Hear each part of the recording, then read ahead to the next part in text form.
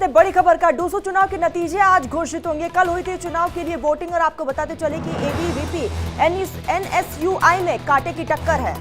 कुल 24 उम्मीदवारों ने इस चुनाव में हिस्सा लिया था। 1 लाख से ज्यादा स्टूडेंट्स ने कल वोटिंग की और इसके बाद आज परिणाम जो है वो सामने आने हैं। आपको बता दें कि तकरीबन 3 साल बाद डूसू का ये चुनाव हुआ और ऐसे में छात्रों ने बढ़ चढ़कर हिस्सा लिया और अब आज सबकी नजर इस बात पर होगी कि एबीवीपी बाजी मारती है या फिर एनएसयूआई।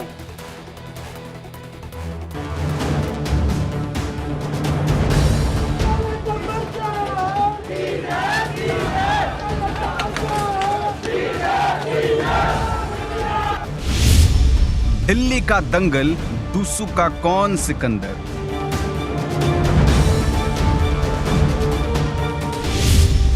वोटिंग में जोश हाई, नतीजों की बारी आई।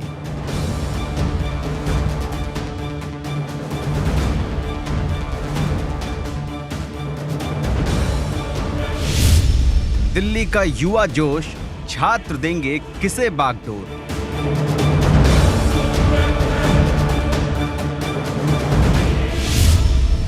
एबीवीपी वर्सेस एनएसयूआई, यूनिवर्सिटी में सियासत हाई।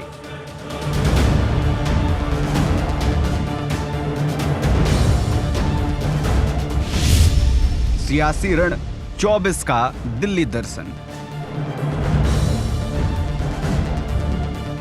जोश है, जुनून है, युवा है, यंगस्तान है और चुनाव है। पेम्पलेट और होल्डिंग से सजी दिल्ली में आज बारी उस चुनावी दंगल के नतीजों की है जो 24 के चुनाव की भी तस्वीर उकेरेंगे, जो ये भी तय करेंगे कि अब की बार युवा किसके साथ।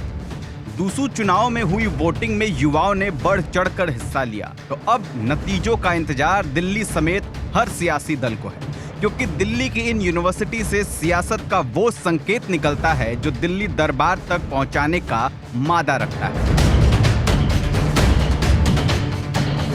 ऐसे में डूसू चुनाव का रिजल्ट ये बताने वाला भी होगा कि युवा जोश मोदी के विजय रथ पर उनके साथ खड़ा होगा या राहुल की भारत जोड़ो यात्रा में उनका सारथी बनेगा। कोविड के चलते डूसू चुनाव 3 साल बाद हुए। ऐसे में इन चुनाव का अपना ही अलग महत्व हो जाता है।